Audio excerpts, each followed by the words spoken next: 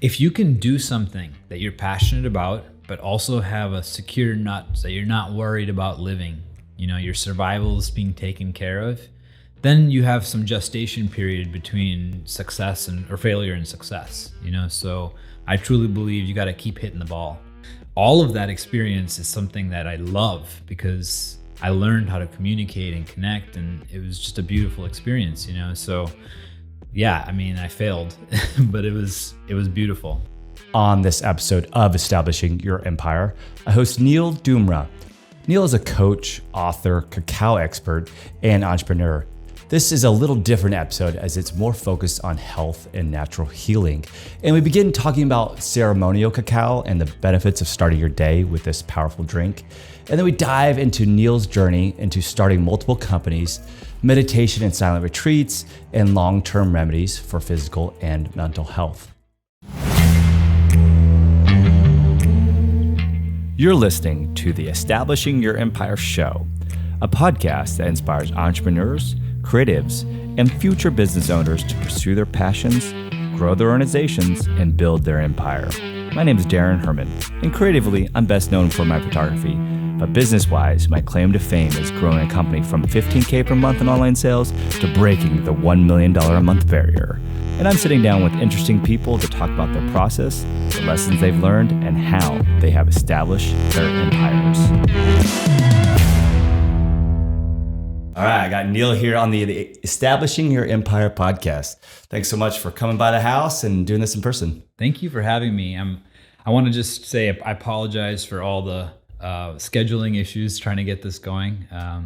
It's been a time when I've been making some transitions, and I appreciate your patience. Of course, the thing about a podcast, it's always a want to have, not a need to have. So I totally understand. And it actually happens. Yeah. It's not the first time, nor will it be the last. So luckily I get to do these at my home office, so I don't have to go someplace or schedule something. So it's not too difficult to set up. But why don't we start off with a seemingly easy question, but not always, is just tell us a little bit about yourself. Who is Neil? Yeah. So grew up in Minnesota, and my parents, came from India. So I have an Indian background, and basically lived a pretty nice childhood. My grandparents raised me. My parents were both entrepreneurs, and were very much into work. So I had a childhood where I got really amazing wisdom from my grandparents. My grandparents were into Ayurveda and all these amazing things. And my dad was kind of more of an entertainer, salesperson type vibe. Got into janitorial products and stuff, but mostly he was a fun person to be around, and he taught me how to dance. And I used to dance like Michael Jackson as a child. So I had a very interesting childhood. I was like one of the only Indian kids in my town. So I felt somewhat special and different, but also had a pretty normal childhood for the most part. Had some traumas for sure. I broke my hips and my legs and all sorts of things, probably due to some dancing, and also just, parenting in the way that they were parented, which is a common theme in most people's stories, which leads me to some of the work I do now. But yeah, grew up in Minnesota, loved tennis and table tennis and racket sports. Pickleball. That's how we met, actually. Yeah, for sure. But yeah, overall just had a pretty cool life there, and certain things definitely are my roots in Minnesota still, but overall I'm now a Texas man. So. And how long have you been here in Austin? I've been here 8 years. Oh yeah, nice. Yeah. I'm since 2008, so been here for a little bit as well, and seeing the growth and the change of Austin has been both, I think it's positive and negative. I've enjoyed seeing the city grow, and I'd rather be in a growing city than a dying city. Yeah. But there's also some of the life changes out of the city, right? Yeah. So why don't you tell us a little bit more real quick, and we can go through kind of how you got there, but tell us when you talk about businesses you are now, what's kind of the main thing that you're doing? Because it seems like there's a lot happening. Sure. Yeah. So the main thing would be cacao. That's the thing that I'm most passionate about. And it was also a big part of my healing journey, is using various plant medicine, and then noticing how cacao, this chocolate bean, can make someone so much happier, and also take them out of their head with all the I used to drink coffee and teas and all these things that would, put me very stimulated, and this was really amazing. And so I asked myself, this is my passion. What can I do about it? And I wanted to focus on creating more ceremonial cacao on this planet. 95% of the cacao in this world is hybridized, and it's kind of like a sacred thing that I believe can have a lot of change and help a lot of people, needs to be preserved. So, and what's the difference between cacao and chocolate? So chocolate is like an afterthought of what the original thing is, which is cacao. And a lot of times there's a Dutch process of alkalizing and making cacao into chocolate. So it's kind of like taking sugar cane and making it into some form of sugar, but it's not the original thing as such. And most of the chocolate you find is not the original, the actual genetics of chocolate. So, and people's understanding of cacao is probably extremely small compared to where it should be. On this journey with cacao, what stage or level do you think you're at or want to get at, or wherever you want to take that, right? Yeah. So, I feel like I'm at a stage where I can taste and feel and know a lot about what I'm consuming. It's kind of like a sommelier in wine. When you consume something enough in various types, you get a knowledge about it. And I feel like I have a pretty solid knowledge about it. I'd love to still learn more. And then also I've been meeting connections through the cacao world, and there's people who specialize in keeping the sacred bean. And my dream and my goal and my next investment is only focused on standardizing that process and making sure that people start labeling that, making sure the ceremonial beans are rectified, notified, and people know that they're consuming. A lot of times, you get this fair trade, and it's nothing like that. It's just something. And because of just my lack of knowledge, when you say ceremonial, what's that actually mean? Actually, are we doing a ceremony, or is it something different? It's all of that. It's a ceremony. It's the actual genetics. So there's 3 types of genetics, beans that are well known: Trinitario, Criollo, and Frontero. So these types of beans are the ceremonial beans, the original beans that were found 7,500 years ago, potentially. In the rainforest, potentially either Ecuador or Peru. It's still, no one really knows, Peru says it's found first there. Ecuador says it's found first there. But I used to work for the Rainforest Partnership, and I learned a lot about some of the details on the history and a lot of the actual science behind it. So ceremony is conducted definitely with intention. So it's not like you're making your morning cup of joe, but you can do that with ceremonial cacao. And you're basically setting your intention. You're doing some form of energy release. So it could be breath work, it could be movement, it could be dance, it could be even journaling for that matter. But various traditions have different ways of activating the medicine. And you literally are almost, praying into the cup and drinking it, and then going through some form of catharsis, like a cathartic release, where you're able to feel and sense an emotion that hasn't been seen and held, and you're able to express it and fully move through it. And how much is that based upon the actual what you're drinking, and then and how much is your mindfulness of it? It's there. You can't drink cacao and go to sleep. It's going to do something to you. Interesting. And it has all these amazing bliss molecules. There's actual chemicals in this medicine that activates, releases oxytocin. So the first time you fall in love, that energy is in the body, and if you're aware of it, you're going to feel it. Yeah. And, so for me, that's super interesting, because I think we always have emotions tied to a lot of different things. Food's one of them, drinks, coffee, all this. And I think a lot of people have some positive and negative emotions to coffee. I wasn't a big coffee drinker. I like yerba mate a lot and stuff like that, which is still, a higher stimulant, caffeine. But we did our honeymoon in Africa on a safari, and they serve you coffee, and it's like this fantastic coffee outside your door right when you wake up. And so I've been drinking coffee more now, because I think I just have this positive emotions towards it. But I still only like the cold brew, because I think it's too acidic, I think, in my mindset. So I think a lot of us are looking for that stimulant. And what I've found that if coffee a lot of times isn't enough, I have to actually be out and move around, because I sit in front of a computer all day. Yeah. So how can somebody that just a normal office worker or whatever, what would is this something in the morning type of thing? Like, what do you recommend? Yeah. So coffee and cacao are kind of like they're like the opposites of each other. They both have similar ingredients. Both of them have theobromine, but the amount of theobromine in cacao is like the amount of caffeine in coffee.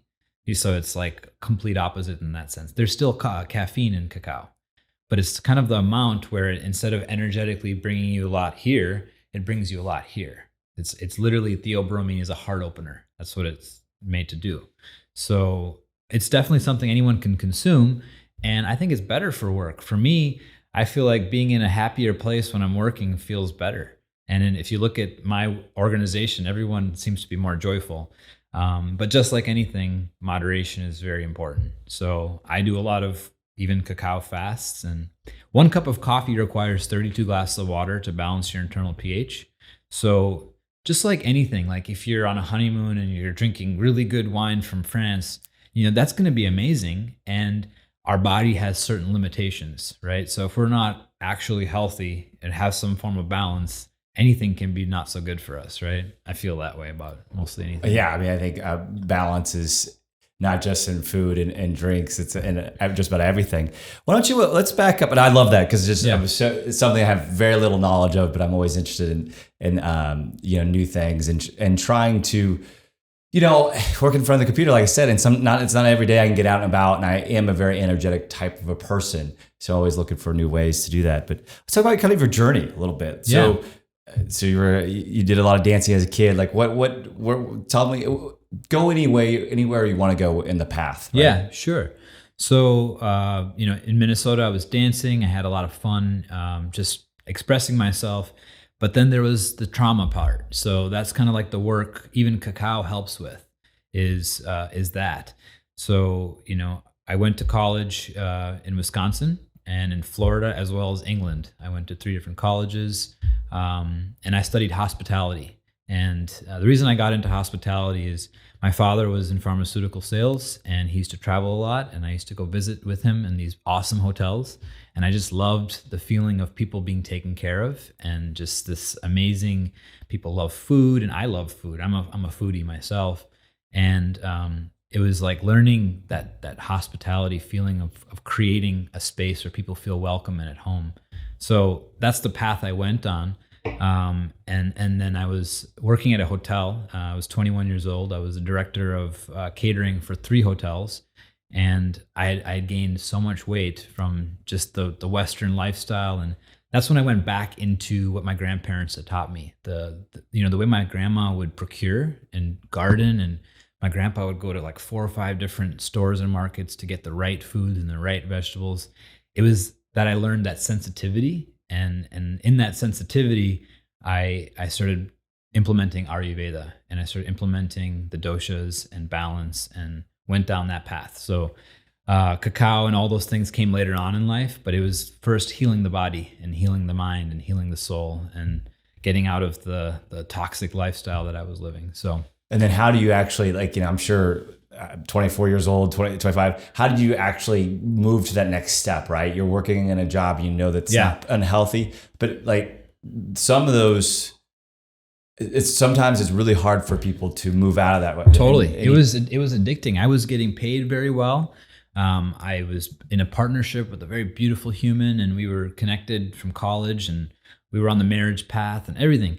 And my parents came up to me one morning and told me, we have an amazing opportunity. My parents have a janitorial and sanitation supply company, and a company in India, one of the largest companies in India, approached us to do a joint venture. So my parents were like, we need you to leave your job, and we're moving to India.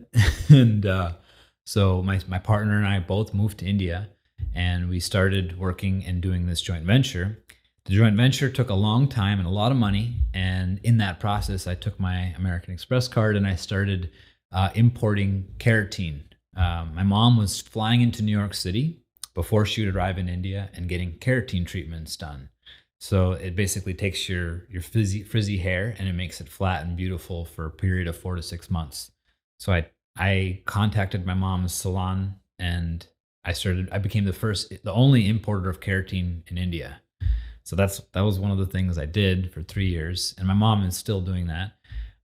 So that was like going to India and immersing myself in the culture. It became really easy to just start living healthily and having support, really. For someone who's never been to India, just a quick side question, like what's your favorite places? Okay. Where to go? Mm-hmm. What do you love about India? India is like, I feel like such a culturally fruitful place where people just are comfortable being with each other. I love India, and I love the food and just the variants that are there. You know, you go to North India, South India, it's so different everywhere. Even the way they consume, even the way they believe in terms of spirituality is so different. My favorite place is called Goa, and Goa is like a peninsula, and it's one of the most beautiful places, if you ask me. It's been owned by the Portuguese a lot, and no one really owns Goa. It goes between India and various governments, and it's just one of those very sovereign places where people go to vacation and people go from all over the world to live. Kind of like Bali. I don't know if you've been to Bali or. I haven't, but but obviously know about Bali. Yeah, but you know, the Bee Gees and the John Lennon and all those guys used to go and create palaces there, and there's beautiful places all over, and it's amazing. It's like scooter life. You drive a scooter around and eat fresh food, and it's really good. That sounds amazing. Yeah. So you're importing and doing all this. What happens next? Why did you stop doing it? I guess. Well. Stopped. So, you know, it was part of my own growth, you know, like as an Indian son, only one Indian son, I had this belief that I had to take care of my family and I had to create something for them in order for their lives to move forward. And it was all these things that I had to work through in order to start fulfilling my own dreams and my own passions. And keratin wasn't my passion. So I decided to go back to the US and rebuild my life again. And I had different thoughts on what I wanted to do with that business. I also became very aware of health and just the way the world worked in certain ways of just toxins and things. And I truly believed that keratin wasn't good for humans, you know, personally. So I didn't want to put my energy into it anymore, you know. And so I came back and I hustled and rebuilt myself and yeah, it was cool. So what was the next thing that you did that was successful or anything that... Yeah, so I started another business. It was called Outstanding Dining. It was kind of like a Groupon for restaurants, family-owned restaurants and local charities. So charities that I believed in. And so I would tie them together, and it was basically like an app. And I got, I think, 75 local Minnesota restaurants signed up, and we were doing that for a bit.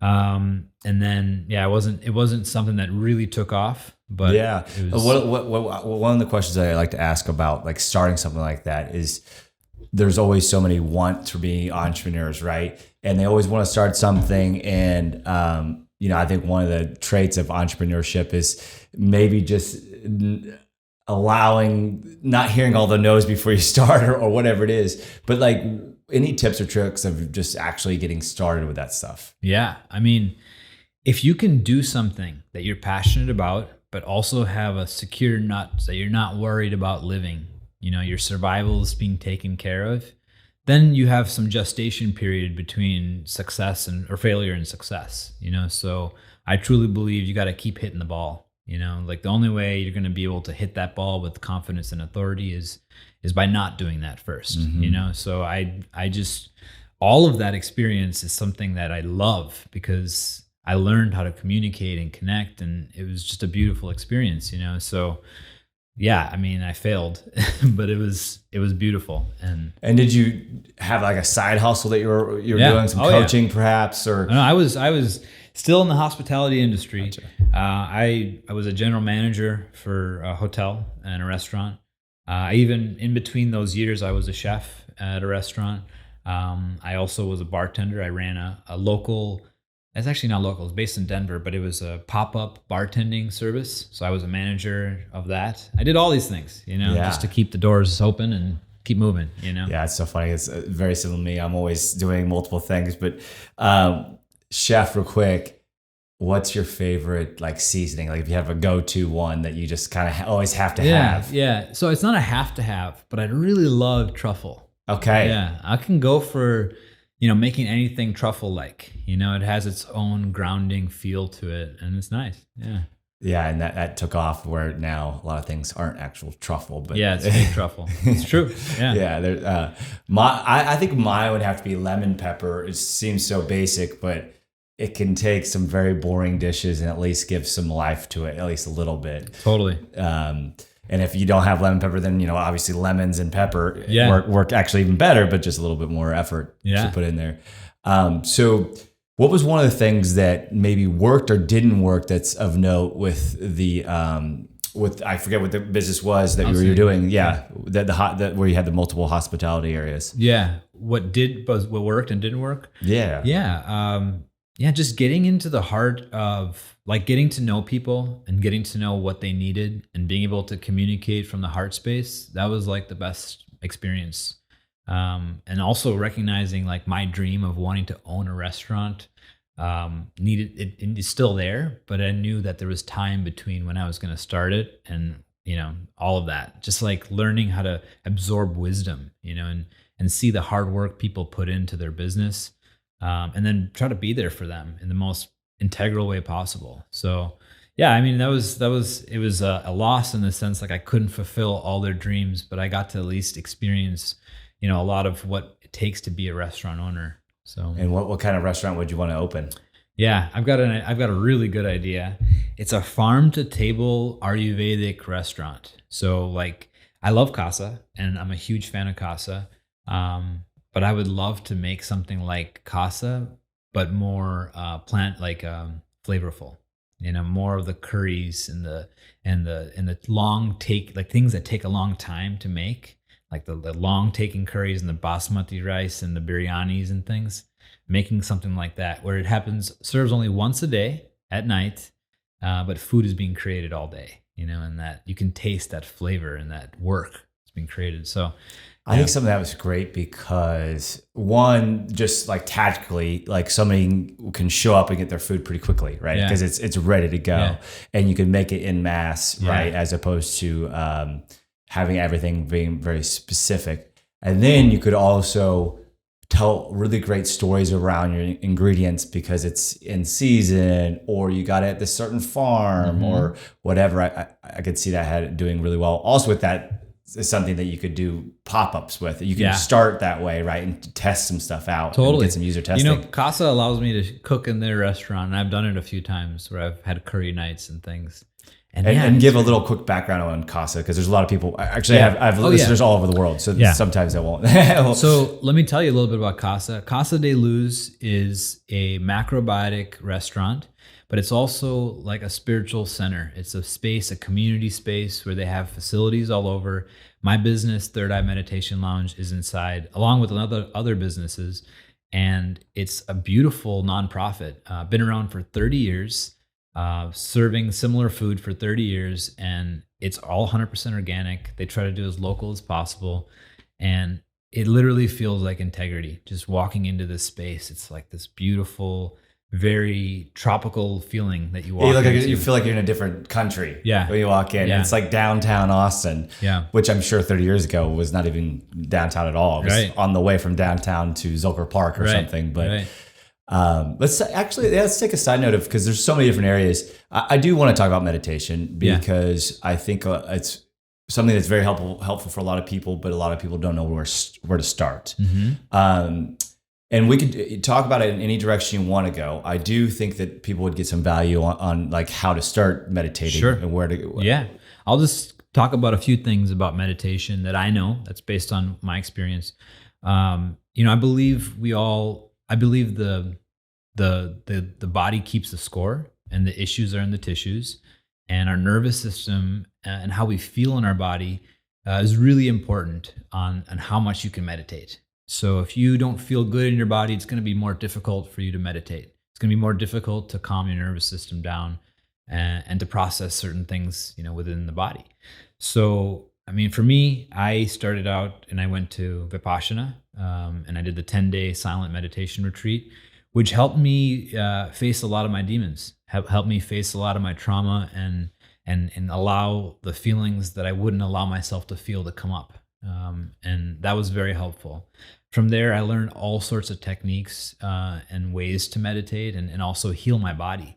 because I think it's a simultaneous thing. You can meditate, forever, but then you can also integrate some of that stuff. So it's kind of like taking a backpack when you need a suitcase, and if you don't heal the body, it's going to feel like you're always on a shorter journey than you could be on. Essentially, does that make sense? It does, and I'll take another side note because it was the most fun. So you're like the third, probably fourth or fifth, actually, that have done these, these long-term silent retreats, right? Mm-hmm. Maybe walk us through a little bit of that a little bit more, because I think it's so interesting. Yeah. Something that I haven't done, but it's something that I'm very interested in. Yeah, so I went to the Dhammasiri, Kaufman, Texas. This organization is beautiful. They have these centers around the world, and it's donation based.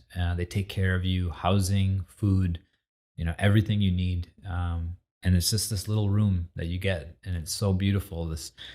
My experience was, I walk into this room, I have my suitcase, and there's nothing really that you can bring into this other than like clothes, and that's it. No supplements, just you.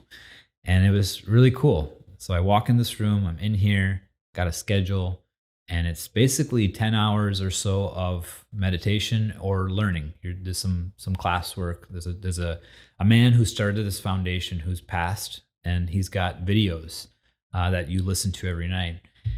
The cool thing about it is, if you're with what is happening, every question you have gets answered in those videos each night, which is interesting. This guy obviously put this program together with a lot of intention, and you do have questions. I feel like I had questions, and you can't really speak to anybody about it. So this video at night was really helpful.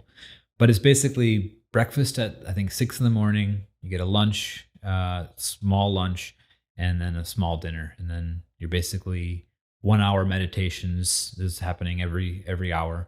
And then you're kind of like just in a spot where you don't move for an hour. Each time the meditation happens. And the first 3 days, you're concentrating only on the air that's coming out of your nostril, and then it goes deeper. So there's different practices that you're learning, but really you're learning body awareness. You're learning sensations, and you're also learning to come up and feel the blocks, because there will be blocks that come up when you're not dealing with anything in the world other than yourself. You will start to feel some of the things that are potentially within you. And do you go in there with like a goal? I did. Like a business idea or this or that, or relationship help. Yeah. Or I think after the first one, you could probably do more of that. Maybe if you do come in with the goal, that goal might not be apparent if you face something else within your soul's journey, So I don't want to say, I know. Right. Yeah. Because you've been through it. Yeah. Well, okay. And back to just the normal meditation. I think a lot of people have troubles quieting their brain. Yeah. And obviously it's very easy to reach for your phone or TV or whatever it is, or a drink, or you can go on a large list there. What's some just basic tips, I think, for someone who, they hear that 10-day retreat and that's way too much. Yeah. But maybe they're starting to feel like they need to start doing something. What's a great way to just start? Yeah, something? Totally. There's some really cool techniques that you can do prior to meditation. So I say getting all the energy that's stagnant or anything that's within the body, getting that out, moving, shaking, tapping. That's really good. And then there's also these little devices you can get. There's meditation devices you can actually use. You can do light therapy. There's something called a Nucom, which puts GABA on your P6 right here. It's an acupressure point, and it literally helps you shut down the brain. And then followed by that, there's actual sounds that connect with the GABA and help you get into a meditative state. So I actually love that device. I use that on a lot of my clients. And that's just great for anybody. You do that for an hour or half an hour even, it's like 4, 5, 6 hours of additional sleep that your body receives from that transmission. So that's interesting you say the tapping, because what I do use, and it's not, I guess that you could be in the meditative area, but when I get nervous, I count my breaths and tap my fingers. Yeah. And I'll do 3 in, 3 out just to kind of reset myself. And what's great is you could do it without anybody knowing. Mm-hmm. So especially before, you're giving a big speech or something, it's a great way to just quit thinking about all the what ifs and all these nervousness that are popping up and just focus on breathing. And I think the tapping helps with that too. I think it was Tony Robbins that I heard that did that. I don't remember where it was from, but that's what was very helpful for me. Yeah. And it's very basic because you can just do it on the side. And you've kind of talked about, and I know we were jumping around the journey, but you've talked about clients. So when you say that, what's that mean? Yeah, so we have a project, me and my partner and a few other healers. It's called the Rooted Integration Project, rootedintegrationproject.com. It's basically a 4-week program where we help reset the nervous system, get the gut health, the brain health, the heart health, and creating basically more coherence. So we use heart math, we use TRE, which is tremor release exercises. A lot of times trauma is stuck in the psoas, and we help release just basic trauma in the body. And then we teach various meditative techniques, clearing techniques. And we also have a shaman who helps with some ceremony work. So plant medicine potentially can be used, but we meet people where they're at. And most importantly, it's for people to help develop a secure attachment to themselves. So they understand what they're bringing to the world and understand the separateness and the connectedness in between. What's kind of either a normal client or an ideal client for you guys? Yeah. So someone who potentially, has trauma or has found awareness with the trauma and doesn't know how to actually heal or integrate. Someone who's taken plant medicine who needs some support.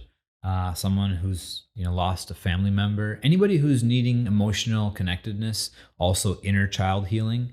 So we do regression work. We do a lot of emotional work. So if people are having a hard time accessing their emotions, we help them do that. Yeah. So it's kind of, I guess a different way of kind of a psychologist with a little bit of, but also with the body, it sounds like too. Kind of the merger integrating of the two. All the bodies, mind, body, spirit, soul, all of it. Yeah. I love that's a great way of putting it. And how'd you even get into that stuff? Obviously, you kind of have this interesting path, and you're getting more connected to yourself. And then a follow-up question with that is, how did you make that into a business? Because that's super interesting. Because I think a lot of people start getting involved in these unique areas that it might not be so mainstream, but then they just kind of keep it to themselves or just do it with their friends. So I studied Tantra. I learned 7 levels of a lineage, and I just started teaching. I had clients about 10 years ago. I started just implementing all the things I learned. After 2 years of celibacy, after going through my own progress of the program, I learned from this couple who've been teaching for 40 plus years. They were 70 plus years old, and they had all this energy and vitality. And I was like, sign me up, So that was my first teaching. I become certified in somatics and Reiki and all sorts of things. But Tantra was, for me, one of the most important things that I wanted to bring to the Western world in an appropriate and integral way. So I started teaching the Cobra Breaths, and I did this 100-day celibacy course about 7 or 8 years ago here in Austin. And it was a huge success. I think we made like 50 grand, and it was awesome. It was like, wow, this actually is great. And to this day, a lot of these students are people very much involved in my life, and I've seen so much progress from it. I believe you have to root down to rise up. And Tantra is one of the greatest tools to root down, to rise up, to get strong in your core, in your Mula Bandha, and in the lower parts.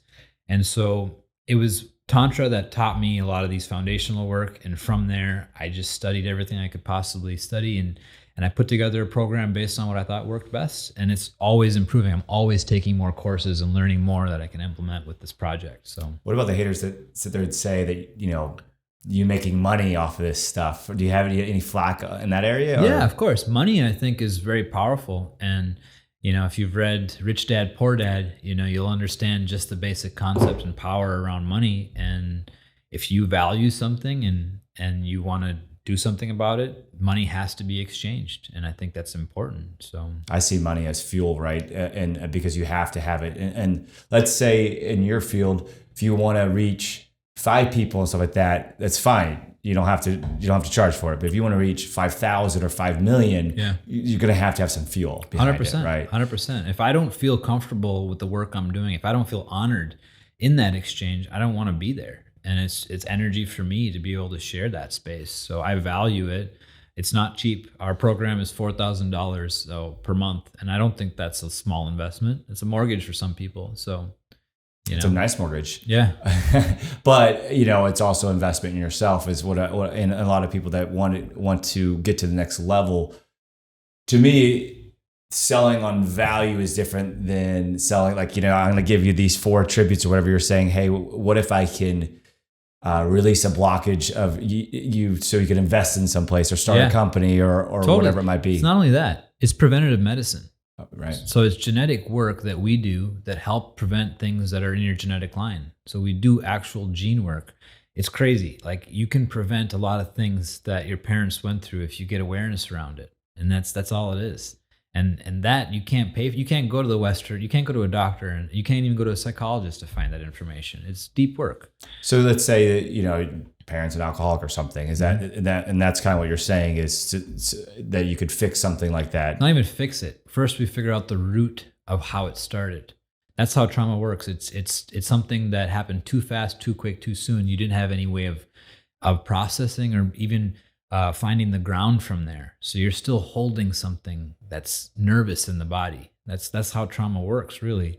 So it could be that they're traumatized from something within their family line that caused the alcoholic gene to turn on. So we then find that and access it and process it and heal that. Was there any trauma there that you would like to share that you went through that got you on this path? Oh, for sure. I mean, I went through a lot of things with my own father and my mother that, definitely taught me a lot about how to even recognize trauma. I didn't even know I was traumatized for so long. And that's a lot of people's story. Sometimes people think they have this happy-go-lucky lifestyle in life, and trauma, what happens is that when it comes up, you get to see some of the parts and the areas in which these patterns are stored, and you get to heal not just that aspect, but your family's reason for carrying it too. So it's really beautiful, the circle that happens. Wait, sorry, what was the question again? Well, I'm just, if there was some traumatic stuff that you want to share, but you're already kind of on that path. Yeah, sure. Yeah, so when I was a child, I walked into a party with my parents, and very nice, luscious, beautiful home, and I don't know exactly what it was, but there was an energy there, and this person was unbuttoning my coat and fondled me right in front of my father.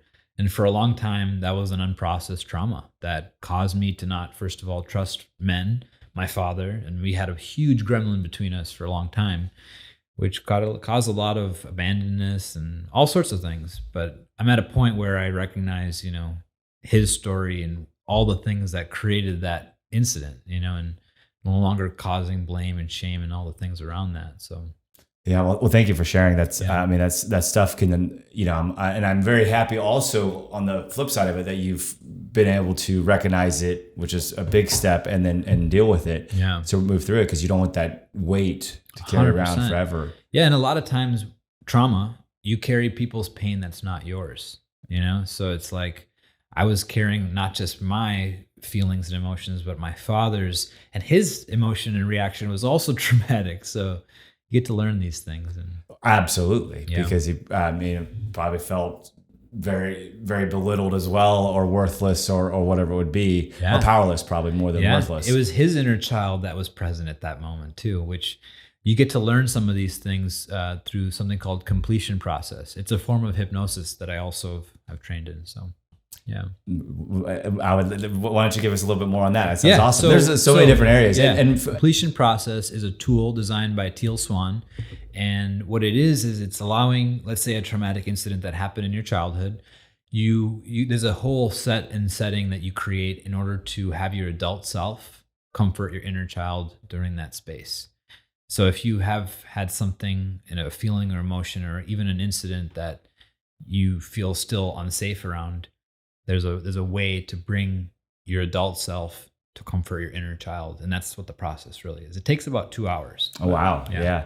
And one thing I wanted to get to as well with a lot of these things is, let's say that somebody who doesn't have a lot of money, doesn't live in Austin, Texas, but has some of this trauma or traumatic experiences that they do want to begin to work through. Where's a good place to start? What do you recommend? First thing is read the book, It Didn't Start With You. That book actually comes with a bunch of worksheets that I utilize for my clients as well. It's great. It helps you start to uncover and then process. Just learning how to sense your feelings is a great way to start moving emotions that are stuck in the body. So there's tools. Start doing that, and that will bring you to the next thing, which could be yoga or whatever it is that helps start moving the energy, or tapping, or emotional, TRE, things like that. So you can find a TRE practitioner in every state in the world, basically. And then what's 5 years out for you? Like, what are you looking forward to doing? Totally. I hope to have created really amazing connections with cacao, and potentially owning a farm myself, or creating more sustainability for farmers, traveling, and really sharing the medicine that is cacao. I think that's probably the focus for the next few years. I'm also potentially working with a franchise advisor right now to make Third Eye something that we can bring to other cities, and to bring to other communities. And that's also a goal. And do you guys have plans for just selling like the raw cacao? We do. And I feel like you guys do that now, right? Yeah, we do. And is that more in like a powdered state, in a hard state? Well, so what we do is we take cacao paste, which is everything that comes from the actual bean other than the fruit, like the relish, or whatever you want to call it. And they grind it up into a paste, so that has all the fat in it. And when you transport that, it'll melt, right? So we do focus on making that, and we ship it cold a lot of times. But we take that paste and we cold crumble it into a powder, so people can consume it easier. And that's one of our flagship products, is the Third Eye Cacao Elixir. And people just add that to their hot water and use one of those little latte mixers, and you've got your morning drink. That's a lot of fun. And then taking kind of a look back, like, all right, so you've done a lot of interesting things, been all over the world, it sounds like. What kind of advice would you give all the way back to the 16-year-old self? Yeah. It would be probably to read certain books, and get more knowledge around certain things that I feel like I'm playing catch up on now, So, it would be to also don't forget to have fun, and remember your roots. Remember how important it is that culture brought to you. There was a time and a place where I felt like my culture wasn't something I could be proud of, and that's completely shifted as I've dived deeper into it. So, what about so you talk about, we just talked about what you would recommend yourself, but any regrets along this path? Yeah, definitely. Not like regrets, but just like be slower, just take more time. Yeah. Find meditation quicker, I think those are the things, I feel like I had a beautiful life, but it happened too quickly, and I wish I could have just slowed down a little bit. I feel like that's something someone would say when they're older. So it's great that, maybe we didn't recognize that when we were 16, but, the younger the better to recognize slow down. And I feel like that as well. One thing it was a quote I heard or something, but I do firmly believe it. In order to slow down time, you have to create new experiences. Yeah. Because otherwise, if you're doing the same thing every day, your brain kind of gets on autopilot, and it's very forgettable, right? I believe that in some aspect. I feel like consistency is good, but then if you can just make 1% shift within consistency, so you're still consistent, still in the masculine, but then you're finding creative ways to integrate that consistent thing that you're doing. So you're getting better at it, or you're getting optimizing it, or whatever it is, So yeah, I like. Well, we still are animals, so we do like to have our food at certain times, and having shelter, and a lot of different things that need to be consistent. Yeah. What about I'm sure you get with a ton of these common myths that you hear and cringe. It could be meditation, it could be in the other areas that you do, but anything that you just want to talk about that just kind of you hear and you kind of want to talk about. Yeah. So, in Austin, it's really popular now, the hot baths, or the sauna, and then the cold baths, I really feel like putting yourself in a position to be hot and cold can be really good to reset the nervous system sometimes. But doing that constantly doesn't allow for gestation to happen. So I really believe integration is being able to go from dissonance to resonance, and finding consistency in being resonant.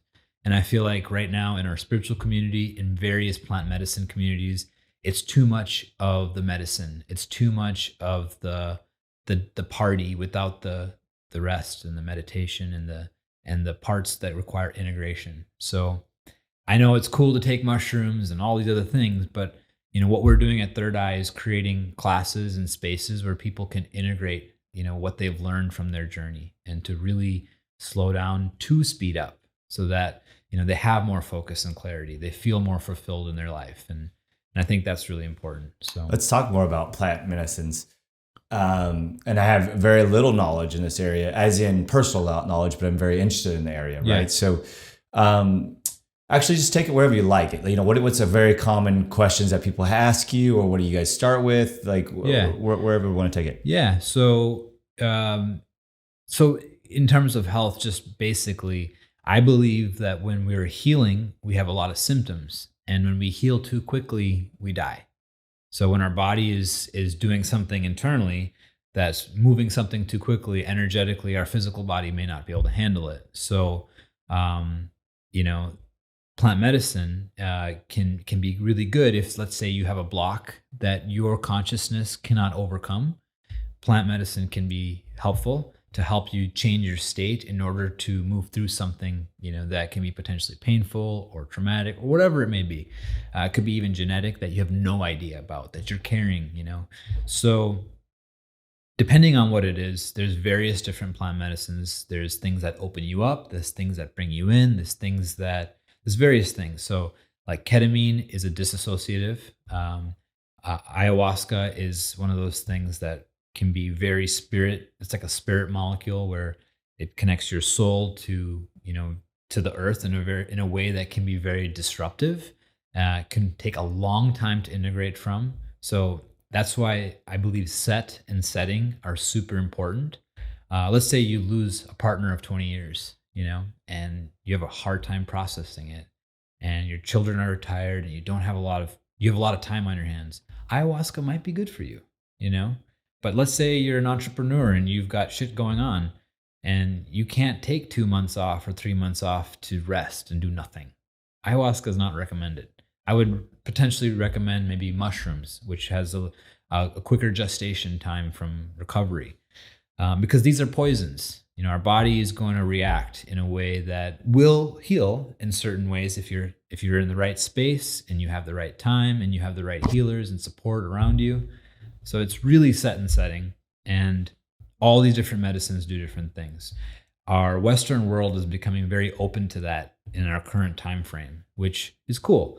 However, there's an extreme to everything, right? So I really believe, the person who's procuring the medicine, the person who's receiving the medicine, have really good intentions, is coming from a really grounded place, and really decides, this is what I want to do. What do you, and ask the right person what they need, So. And where do you see kind of the future of this? I mean, it seems like you said, the U.S. itself, it seemed like they're becoming more and more open to some of these MDMAs and stuff like that. Where do you see this going? Drug.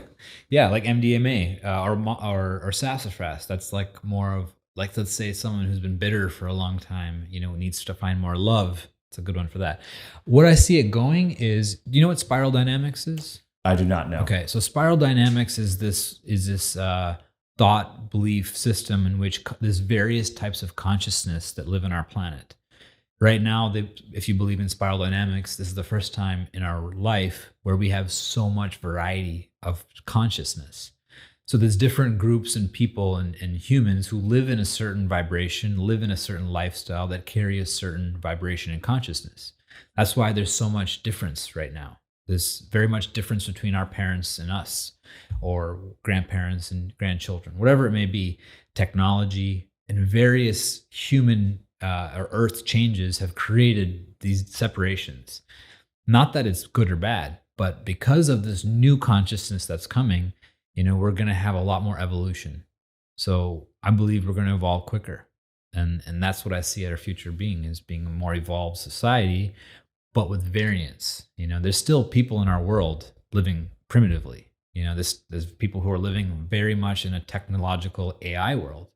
So you see how there's so much variance.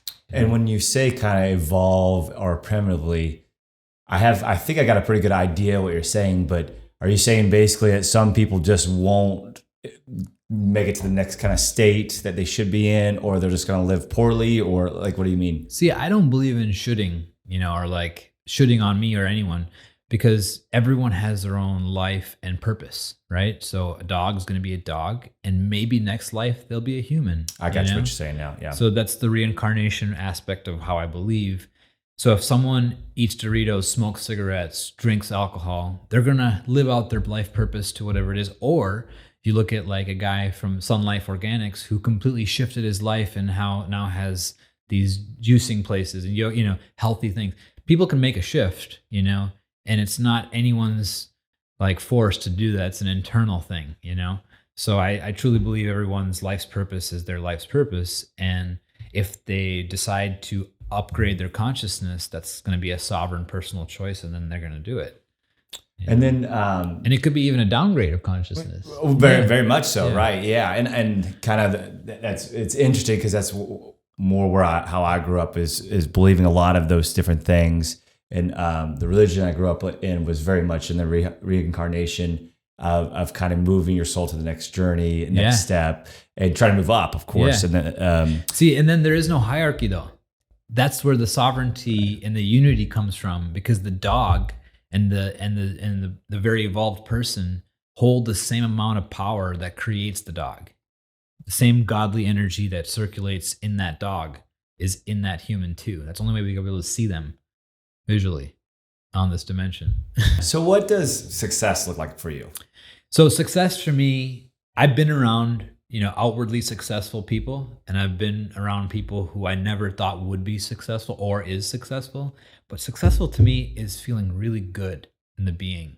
So nervous system is happy, physical body is happy, sex life is intact and fruitful, finances are good, friendships are really strong, community is strong. So I don't want to be rich and lonely. I'm not going to be that guy. I don't care about that. That's not my end goal. My end goal is to be surrounded by loving, amazing, trustful people who are creating in this world, and there's no like unseen, unsaid competition. It's really creating beautiful creations together and sovereignty. So success to me is being able to give to the world, and create with the world. So yeah. So what do you think, what are you proudest of that you've accomplished? So it's an internal thing that's proud. I can't be proud of it to other people because it doesn't make sense. But for me to overcome all the physical challenges and to be, an athlete, to be a competitive pickleball player, it feels like, or even tennis player, whatever it is, I felt like that could have never happened in my life, just from all the difficulties I had from just walking. So that to me is such a thing I'm very proud of. I feel like that's an accomplishment. Absolutely. Yeah. Anything that we didn't cover that you would like to? So I did start a Rejuvenation Center in Costa Rica. I started this thing called Blue Zones Rejuvenation Center. I had a tragic incident after I was working for my family's business, and I wasn't in integrity, and I wasn't living my passion, and I lost part of my finger. Oh, wow. I never noticed that. Yeah. So I lost part of my finger in a boating accident. I was wake surfing, and a rope got caught around my arm, and I pulled my hand back, and it caught my finger, and it completely changed my life, where spirituality wasn't on the back burner. It was like on the front burner, and I was ready to follow my dreams and start Third Eye and do all the things. Before I started Third Eye, I started Blue Zones, which Blue Zones, I don't know if you know who Dan Bittner is. He's probably a 10-time best-selling author of the Blue Zones book. He was a National Geographic photographer who made his name and did some amazing things and found places around the world that people lived over 100 years consistently. And that's what's called Blue Zones. So I studied the Blue Zones, I got into it, and I created a rejuvenation center in Costa Rica called Blue Zones Rejuvenation Center. So I left everything. I took all the money I had and I invested into this hotel, and we converted it into a center, and we started doing these things. And I just fell in love with Costa Rica and retreats. We got a cease and desist letter from a guy named Dan Bittner, who wrote those books. And my partners were lawyers who did not want to change the name. And I was like, I just want to do retreats, Right, yeah. So they were like adamant about it. I was like, you know what? I'm going back to Austin. And in that time, a gentleman gave me some investment to to start making elixirs. So I started this whole business just making elixirs. And in my retreats, I used to make these really awesome elixirs, cacao elixirs and golden milks and all these things to help people feel good in their body. And that's kind of how I started out. Third Eye. That's really interesting. And so is that retreat still there in Costa Rica? No, they went because I was kind of the brain around the whole business. Right. They went back to the hotel, but I did build a yoga teak, so they get to keep it. They gotta keep it. Yeah. And do you still travel back to Costa Rica often, or? I haven't been. I desire to go back, but I have other places that I desire to put some energy into. It's so hard. There's so many amazing places in the world. Yeah. I actually haven't been to Costa Rica because my wife has been multiple times, but we've been to Nicaragua, which awesome. I had an amazing experience there, and I loved it. They've got good cacao there too. I'm sure they do. Yeah. They're right next to Costa Rica. Yeah.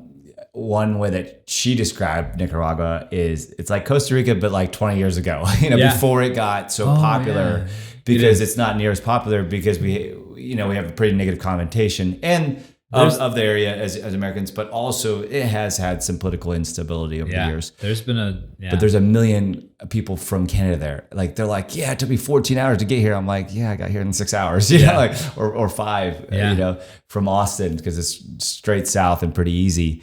And they just don't have that negative connotation of the area, and they're there all the time. And there's fantastic surfing, and you can stay on Ometepe is this like volcano that you can stay on and ride up it on a horseback, and it costs nothing, like literally nothing.